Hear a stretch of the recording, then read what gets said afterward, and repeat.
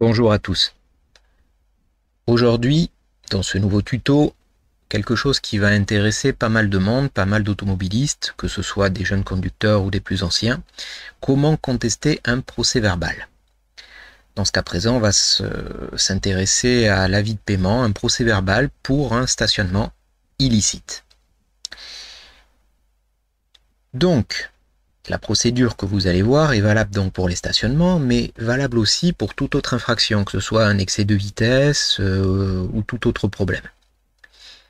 Alors donc aujourd'hui j'ai choisi un cas d'école. Donc un PV de stationnement avec un ticket qui était à mettre sur le tableau de bord de la voiture. Donc ici vous avez un exemple d'avis de paiement qui a été envoyé donc par la ville de Marseille. Qu'est-ce qui est reproché? Eh bien un stationnement à 10h58 le 11 août 2021, comme vous pouvez le voir, sur le boulevard Notre-Dame. Vous avez ici les numéros.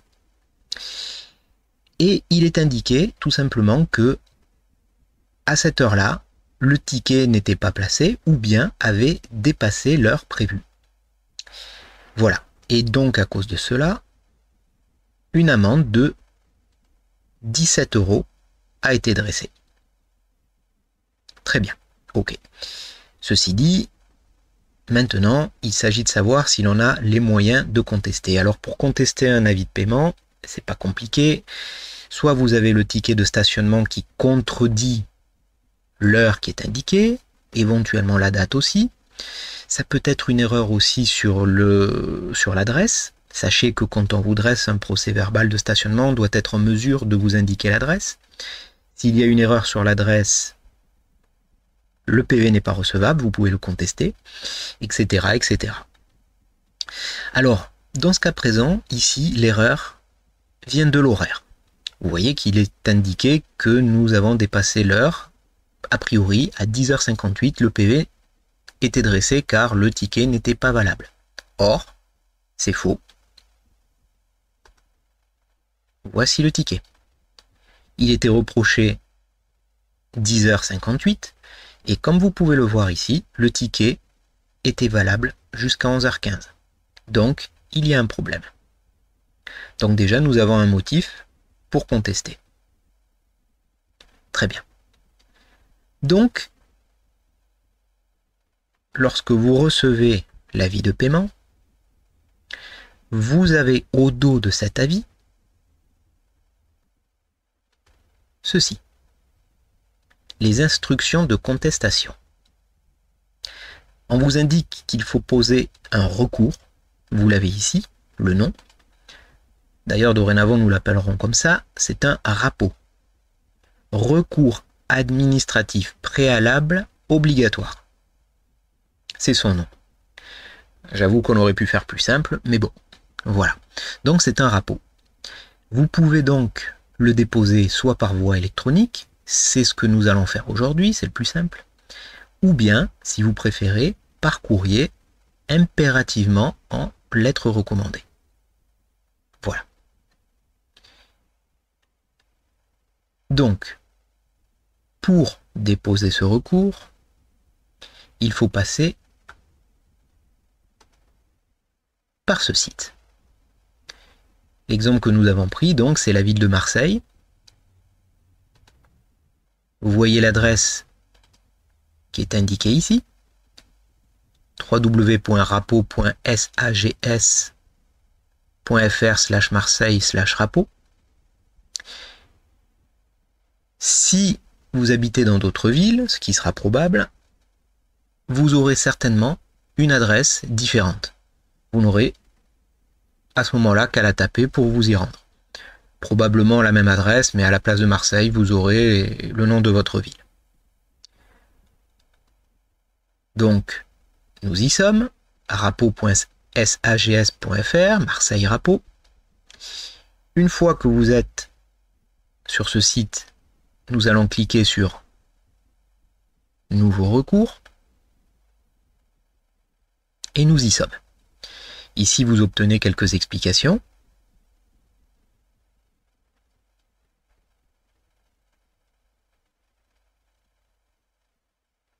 Vous acceptez, j'ai lu et j'accepte les conditions de saisie d'un recours,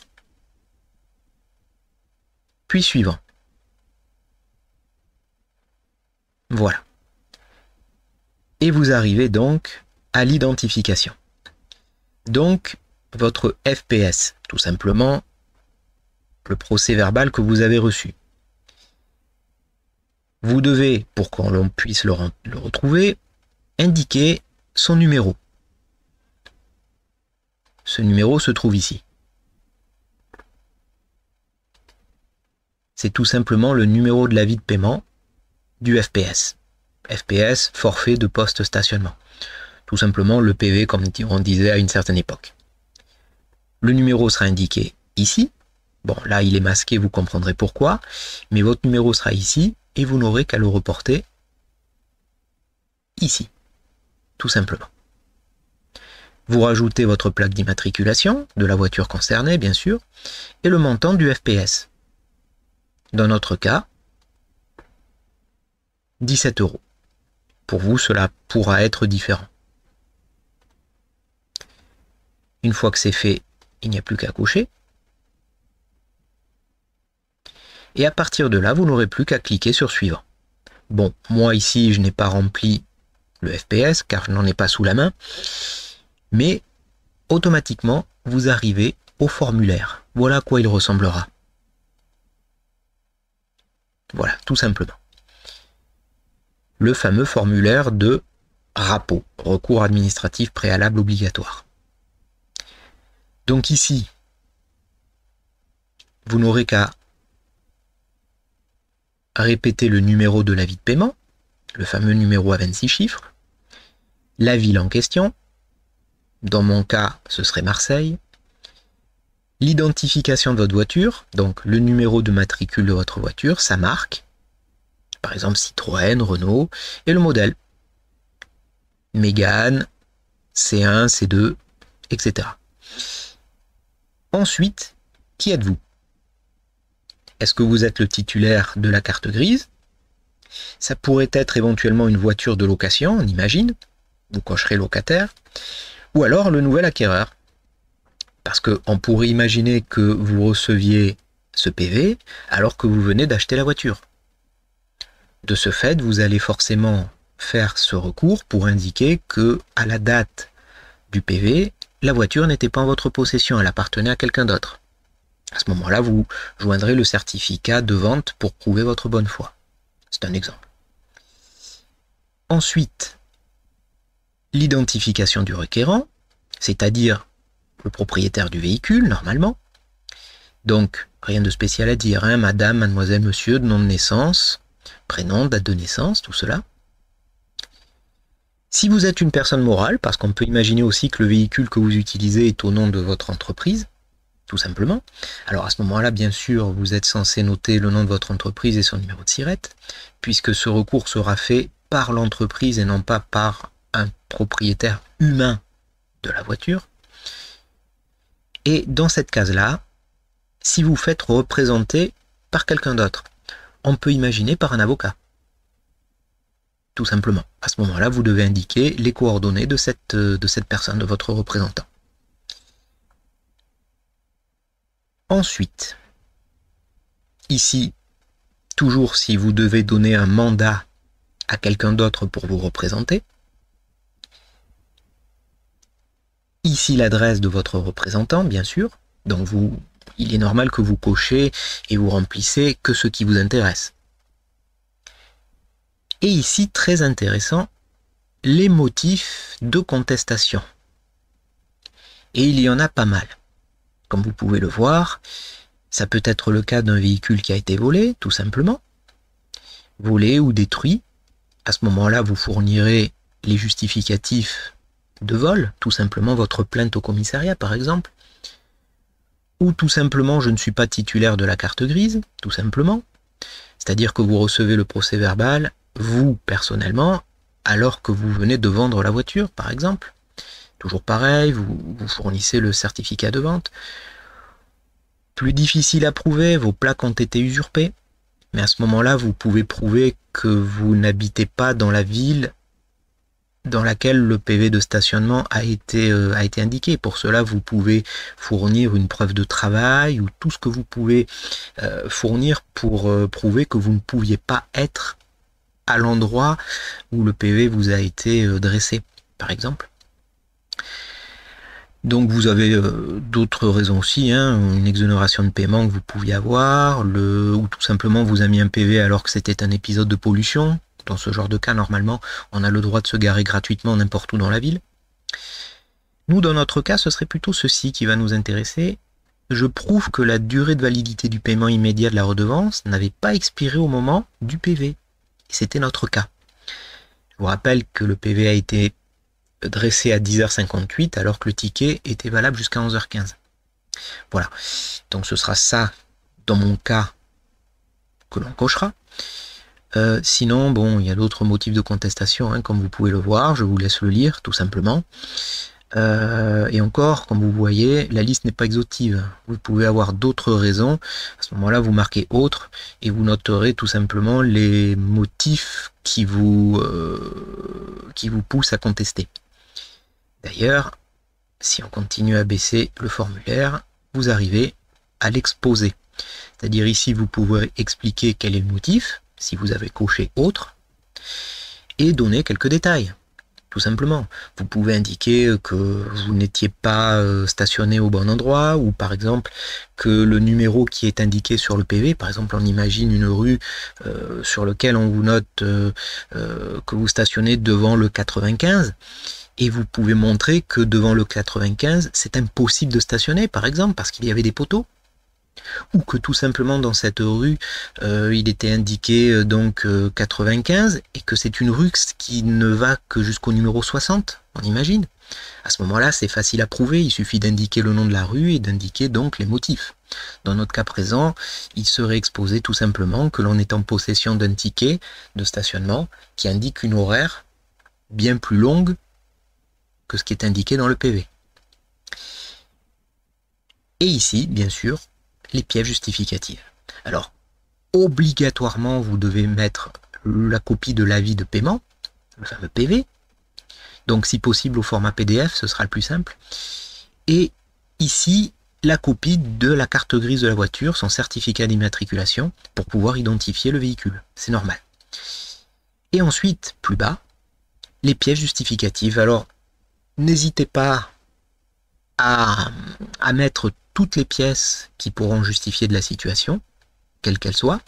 Donc dans notre cas, ce sera ça bien sûr, c'est ça la pièce maîtresse, le fameux ticket de paiement avec l'horaire indiqué, et bien sûr le matricule du véhicule qui est indiqué ici. Bon, moi je l'ai effacé, mais vous l'aurez ici, normal.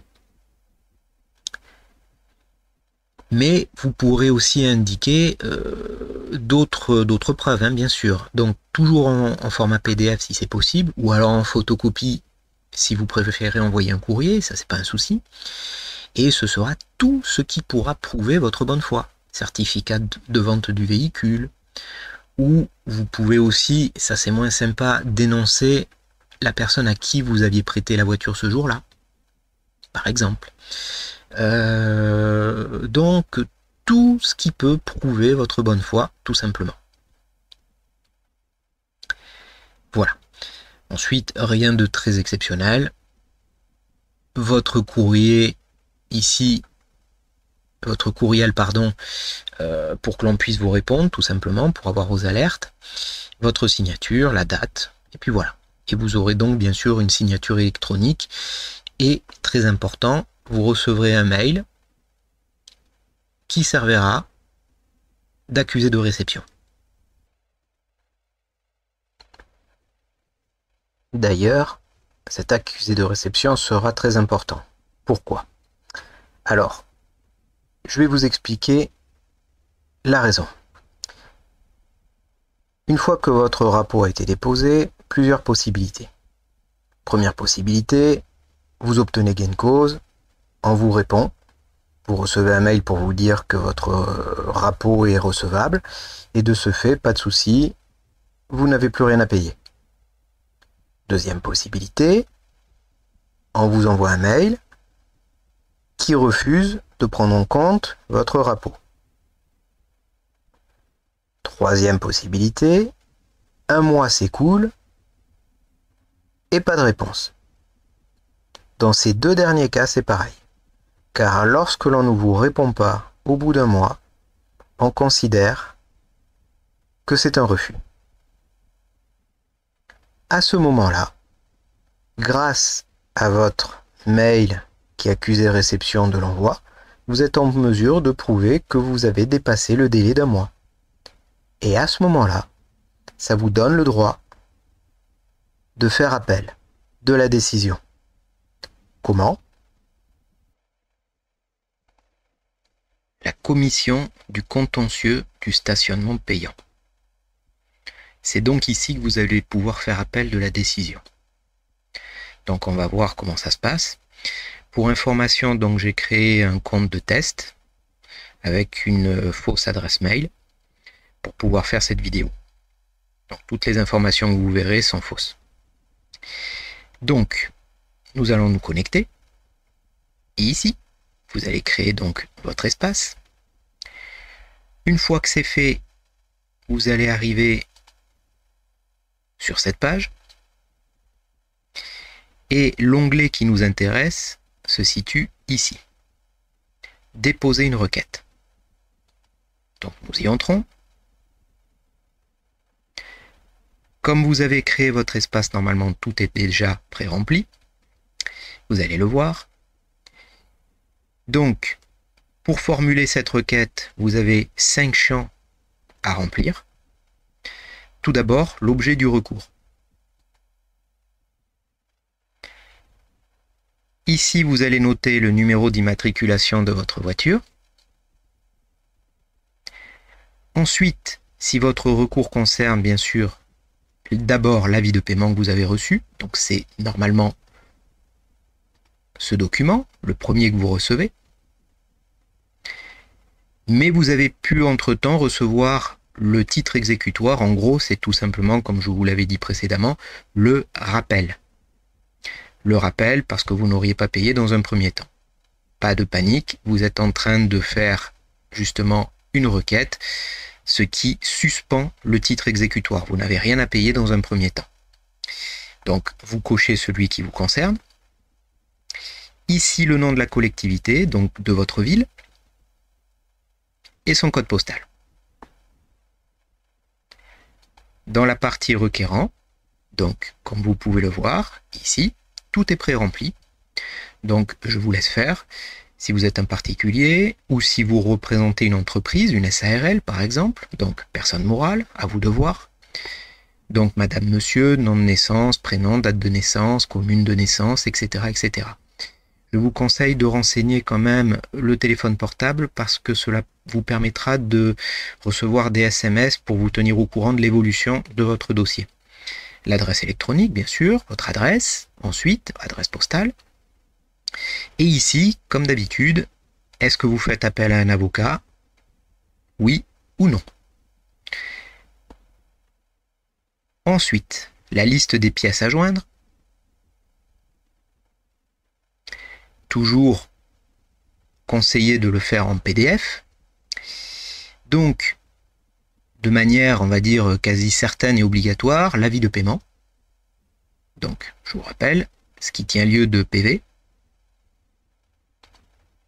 Ici. En deuxième lieu, le recours administratif préalable, le RAPO, que vous avez fait en première instance. Donc théoriquement, vous avez dû recevoir un mail récapitulatif. Vous n'avez juste qu'à le scanner ou bien à faire une capture d'écran et à le transmettre ici. Ensuite, l'accusé de réception postale ou électronique. Donc l'accusé de réception postale, vous devrez le scanner. Et si c'est une accusé de réception électronique, qui permet donc, comme je vous le rappelle, de prouver que vous l'avez fait il y a plus d'un mois, ben, vous faites tout simplement une capture d'écran, c'est le plus simple, et vous le joignez ici. Ensuite, la décision rendue par la commission du RAPO, ça bien sûr c'est facultatif, soit vous avez reçu un mail officiel qui vous a qui a rejeté votre demande, vous l'ajoutez ici, ou bien on ne vous a pas répondu dans le mois suivant et vous n'avez donc rien à mettre ici, puisqu'à ce moment-là, c'est votre accusé de réception de plus d'un mois qui fera foi. Ensuite ici, le cas échéant, l'élection de domicile, je vous rappelle, si vous prenez un avocat. Et ici, bien sûr, le titre exécutoire, comme je vous l'ai rappelé il y a quelques instants, l'éventuel rappel de paiement que vous avez pu recevoir. Vous l'ajoutez ici. Voilà. Et toujours, bien sûr, est-ce que vous avez pris un avocat pour ce titre exécutoire, ce qui est peu probable à mon avis, dans notre cas. Voilà. Et pour terminer, ici, un champ libre sur lequel vous pouvez rajouter autant de pièces justificatives que nécessaire. Dans notre cas, par exemple, nous ajouterons le ticket de paiement pour faire valoir l'horaire réel de mon stationnement. Voilà. Dans votre cas, vous mettrez bien sûr tous les documents que vous jugerez utiles, comme un acte de vente du véhicule, une preuve de domiciliation, bref, tout ce que vous pouvez penser être utile à votre dossier. N'hésitez pas. Ici, en 4e position, l'exposé des circonstances. Donc ici, vous notez tout ce qui est nécessaire à la bonne compréhension de votre dossier. Si vous avez envie de fournir des explications supplémentaires ou autres, n'hésitez pas, il y a de la place. Et en 5e, bien sûr, la signature. Fait à Marseille, la date est pré-remplie et vous n'avez plus qu'à cliquer sur suivant comme signature. Votre dossier, à ce moment-là, peut partir. Voilà. Donc, ce qu'il faut savoir, c'est que une fois cela fait, vous allez recevoir effectivement là aussi un mail, un accusé de réception. Ce qu'il faut savoir aussi, c'est que vous pourrez suivre l'évolution de votre dossier en revenant à l'accueil de ce site et en vous identifiant bien sûr. À ce moment-là, lorsque vous le ferez, vous aurez une trace de votre dossier et vous aurez la possibilité a posteriori de rajouter des documents si vous avez oublié de le faire lors du dépôt de votre dossier. Ne tardez pas à le faire quand même pour que la commission ait le temps d'examiner vos nouvelles pièces avant qu'elle rende sa décision, bien entendu. Voilà, ce tuto est maintenant terminé. Vous trouverez dans le résumé de la vidéo les adresses mail sur lesquelles ce tuto a été réalisé. Si vous avez des questions, n'hésitez pas à les poser dans les commentaires, j'essaierai d'y répondre. Et si vous avez aimé, likez et abonnez-vous pour être prévenu sur de nouvelles vidéos concernant des astuces sur l'automobile en général. Merci, à bientôt.